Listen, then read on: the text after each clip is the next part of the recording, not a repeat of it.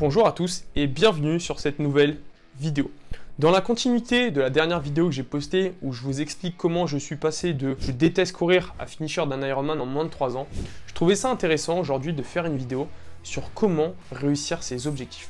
Comment être certain de réussir ses objectifs, peu importe les objectifs qu'on se fixe. Et ça, je trouve que c'est important parce qu'aujourd'hui, on est dans une société où on met beaucoup en avant les objectifs, il faut avoir des objectifs dans ta vie, il faut ceci, il faut cela. Je trouve que c'est important d'avoir des objectifs en effet, mais ce qui est encore plus important, c'est d'atteindre ces objectifs, c'est de réussir ces objectifs. Parce que aujourd'hui, on peut faire une liste de 100 objectifs, toi et moi, et n'aller réaliser aucun de ces objectifs. Et ça, pour toi, pour ta confiance en toi, c'est pas bon. C'est pas bon parce que quand tu te fixes un objectif, tu crées des émotions déjà en toi. Tu vas créer de l'excitation parce que c'est quelque chose que tu veux. Et si tu n'atteins pas cet objectif, tu vas créer de la démotivation, tu vas vraiment perdre confiance en toi, sur ta capacité à atteindre et à voir les choses que tu souhaites avoir. Donc pour moi, définir des objectifs c'est bien, les atteindre c'est encore mieux. Et donc je te donne ma recette pour être sûr d'atteindre tes objectifs, quels qu'ils soient. Je pense qu'il est indispensable aujourd'hui d'avoir des objectifs pour nous driver. Et bien évidemment, je parle beaucoup de sport ici, mais je parle beaucoup de sport parce que c'est vraiment le domaine qui est le plus simple à comprendre. Tout le monde peut comprendre le sport. Il est indispensable d'avoir des objectifs, bien évidemment, dans le sport pour être capable de planifier sa saison, de planifier ses entraînements, de savoir à quel moment on va avoir des cycles plus intenses, des cycles moins intenses, des phases de repos. Et dans la vie, c'est pareil. Quelles que soient les dimensions sur lesquelles tu veux progresser, tu te dois de fixer des objectifs dans chacun de ces domaines. Ça peut être au niveau professionnel, si tu veux aller chercher une augmentation, si tu veux changer de poste. Ça peut être au niveau relationnel, si tu veux créer de nouvelles connexions, si tu veux aller parler à cette fille ou à ce garçon, si tu veux développer de nouvelles amitiés. C'est indispensable au niveau personnel, si tu veux travailler sur ta spiritualité, sur ta santé, en faisant du sport, en commençant à porter un intérêt important à ta nutrition, à ton sommeil, à tout ça. Peu importe ce que tu veux dans la vie, il va être important de définir un objectif. Parce qu'en fait, un objectif va te permettre de mettre un palier. Bien évidemment, ce palier, le but, ça va être de le dépasser. Mais un objectif va te permettre d'avoir un palier. Admettons, je veux juste faire du sport. C'est pas un objectif en soi. Un objectif, il faut quand même que ça soit précis pour être capable de me driver. Faire du sport, non. En fait, ce que je veux, c'est perdre 5 kilos. Ok, ça, c'est un bel objectif. Qu'est-ce qu'il va falloir que je fasse pour perdre ces 5 kilos? Il va falloir faire du sport, bien évidemment. Et du coup, faire du sport est la conséquence de mon objectif. Maintenant que tu sais qu'il faut définir des objectifs pour vraiment être drivé et pour être motivé sur le long terme, comment fixer ces objectifs? Et là, attention, là c'est la plus grande connerie que j'ai jamais entendue, c'est la méthode SMART. Un objectif, quand tu tapes sur internet comment se définir un objectif, la première chose qu'on te dit c'est utilise la méthode SMART. Donc pour spécifique, mesurable, atteignable, réaliste et temporel. Sauf que pour moi, il y a un problème dans cette méthode SMART et c'est dans le atteignable. Parce que pour moi, un objectif, quand tu te fixes un objectif initial, il faut que ça soit tellement fou que ça t'effraie. C'est-à-dire qu'en 2019, quand je me dis je vais terminer un Ironman, c'est fou, c'est même absurde au-delà d'être fou. C'est comment tu peux imaginer pouvoir terminer un Ironman. Mais justement, en me fixant un objectif si important, si grand que celui-là, j'ouvre mon esprit à la possibilité que c'est possible. Et en fait, une fois que je définis cet objectif qui n'est pas atteignable, donc en fait qui est clairement un rêve, peu importe ce que tu veux, tu te le fixes comme objectif. Et à partir du moment où tu as cet objectif en tête, là, tu utilises la méthode SMART pour définir des sous-objectifs qui vont te permettre d'atteindre cet objectif. Si on prend mon exemple, je ne suis pas passé de 0 à finisher d'un Ironman juste avec l'objectif terminer un Ironman. Non. C'était mon objectif principal, qui était fou, qui était absurde, et ensuite je l'ai découpé en objectifs SMART, avec des objectifs qui sont atteignables. Ok, donc mon premier objectif, ça va être de courir un 10 km, puis un semi-marathon, puis un 30 km, puis un marathon. Ok, cool. Maintenant, next objectif, ça va être de terminer un triathlon olympique, puis un deuxième, pour gagner en confiance en moi. Ok, bien, on a atteint des nouveaux paliers. Maintenant, toujours dans cette dynamique d'aller chercher cet objectif qui au début était absurde, qui était fou. Quel est le prochain objectif? On va faire un Alpha Ironman. Top, l'Alpha Ironman est validé. Bah maintenant, next objectif, l'Ironman.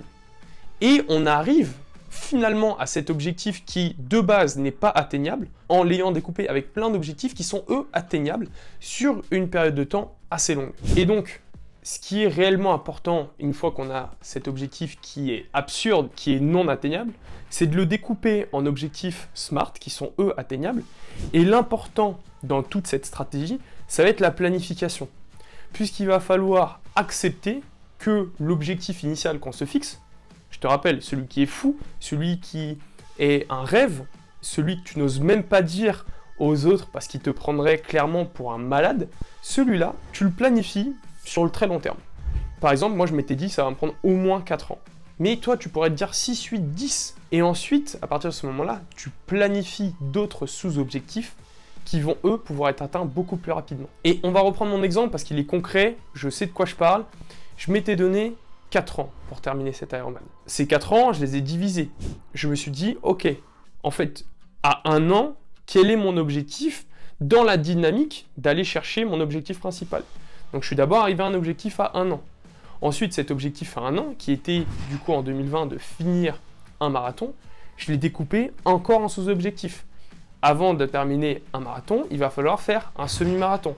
Parfait, on a encore un sous-objectif. Et celui-là, on peut le planifier, non pas à 1 an, mais peut-être à 6 mois. Ok, dans l'objectif d'aller terminer un semi-marathon, qu'est-ce qu'il faut faire? Il va falloir que je m'entraîne au moins 3 fois par semaine, avec 3 séances différentes, 3 séances spécifiques, sur au moins 12 à 16 semaines pour être capable de terminer le semi-marathon. Et ainsi de suite. Donc en fait, la planification de ton objectif, le fait de découper ton objectif principal en plein d'autres objectifs, c'est vraiment ça qui va faire que tu vas réussir à atteindre cet objectif. Puisque du coup, tu gardes dans ta vision l'objectif principal, mais tu le découpes en plein de steps. Et donc si on prend par exemple au niveau de la préparation mentale, le couloir de concentration, au bout de ton couloir, tu vas avoir ton objectif qui est initialement inatteignable, qui est initialement absurde, et en fait, plus tu vas te rapprocher des premiers steps, plus tu vas avoir des objectifs qui sont petits et qui sont atteignables. Et en fait, c'est ça, c'est des micro-pas. Chaque pas que tu vas faire, tu vas te rapprocher petit à petit d'un objectif qui de base était inatteignable, mais qui finalement va le devenir. Et quelque chose d'important dans cette dynamique, ça va être pour moi 2 choses. La première, ça va être la patience. C'est-à-dire qu'il faut accepter que l'objectif absurde, on va l'appeler comme ça parce que j'aime bien, je trouve que c'est assez intéressant comme nom à retenir, l'objectif absurde que tu te fixes, tu te le fixes sur un horizon vraiment long terme. 5, 10 ans, 20 ans, 30 ans, 40 ans peut-être. Donc, la première chose, ça va être d'être patient. Parce que tu sais que cet objectif, tu vas mettre du temps à l'atteindre. Par contre, tu vas avoir plein d'autres petits objectifs, de sous-objectifs que tu vas atteindre rapidement et qui vont te permettre d'avoir des wins, d'avoir des victoires. Et donc, par exemple, tu vois, on voit la médaille, et là, tu vois, celle de l'Ironman de Nice, mais avant, il y a celle de l'Alpha Ironman de Aix, puis l'Ironman de Cascais, puis une Spartan, et ainsi de suite. Tu n'arrives pas tout en haut en sautant direct de 0 à tout en haut. Non, tu fais plein de petites étapes qui sont des victoires et donc qui renforcent ta confiance en toi, qui renforcent ta persévérance et ta résilience, puisque c'est ça le deuxième point important dans l'atteinte d'un objectif. Et c'est ça vraiment que le sport m'a permis de développer. C'est ta résilience et ta persévérance. On peut même ajouter ta régularité. C'est qu'il va falloir être résilient. Atteindre un objectif absurde, inatteignable, plus gros que ce que tu ne pourrais imaginer, ça demande de la résilience, ça demande de la persévérance, puisqu'il va falloir rester consistant sur une période de temps qui va être longue. D'où l'importance de ces micro-victoires, d'où l'importance de ces micro-pas, puisqu'il va falloir chaque jour, chaque semaine, chaque mois, chaque année peut-être, que tu fournisses les efforts conséquents, les efforts nécessaires à l'atteinte de cet objectif. Et c'est vraiment ça la différence entre les meilleurs et ceux qui ne le sont pas, c'est leur capacité à être régulier, à fournir les résultats régulièrement, quotidiennement.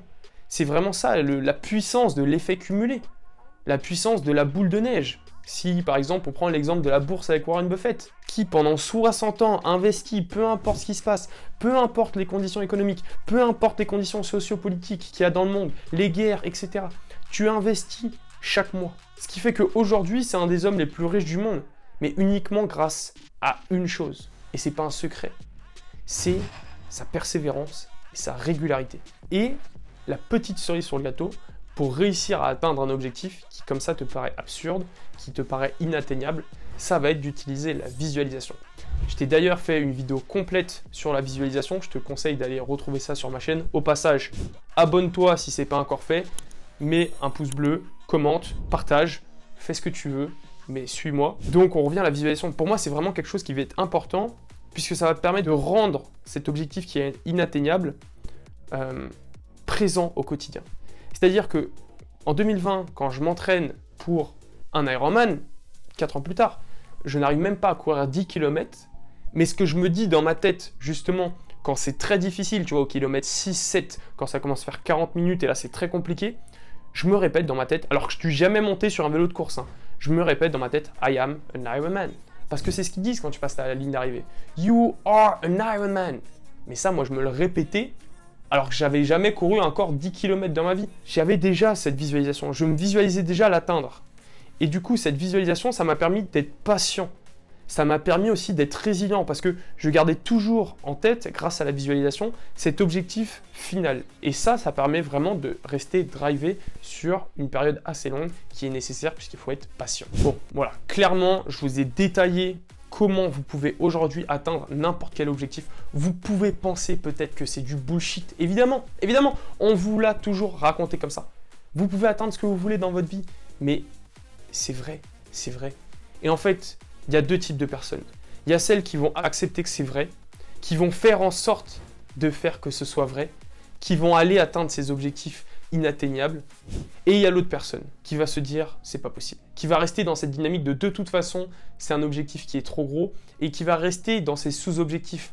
Alors que toi, chaque sous-objectif n'est finalement qu'un pas pour atteindre ton objectif final. Et pour moi, elle est vraiment là la force dans la réalisation d'un objectif. C'est que tu es le seul à avoir le pouvoir quant à la réalisation de ton objectif. Tu es le seul. Et plus tu développes ton état d'esprit, plus tu développes ta confiance en toi, plus tu développes ta résilience et ta persévérance et ta régularité, plus tu peux être certain que tu vas atteindre cet objectif. Peu importe quel qu'il soit, encore une fois. C'est simple, mais c'est pas facile. Ça va te demander du travail. Ça va te demander de développer des qualités que peu de personnes ont. Mais quel est le bénéfice? Atteindre des objectifs qui sont inatteignables, atteindre ce que tu penses être des rêves. Si ça, c'est pas suffisant pour te driver, je sais pas ce qu'il te faut. J'espère que cette vidéo t'a plu. Encore une fois, abonne-toi, like, commente, mets-moi des commentaires, partage-moi tes objectifs pour la fin de l'année 2023. Je vais également te faire une vidéo sur mes objectifs d'ici la fin de 2023. On fera un point fin 2023 pour savoir si j'ai atteint ces objectifs. Et je te dis encore une fois, à vendredi 18 h pour la prochaine vidéo. Peace.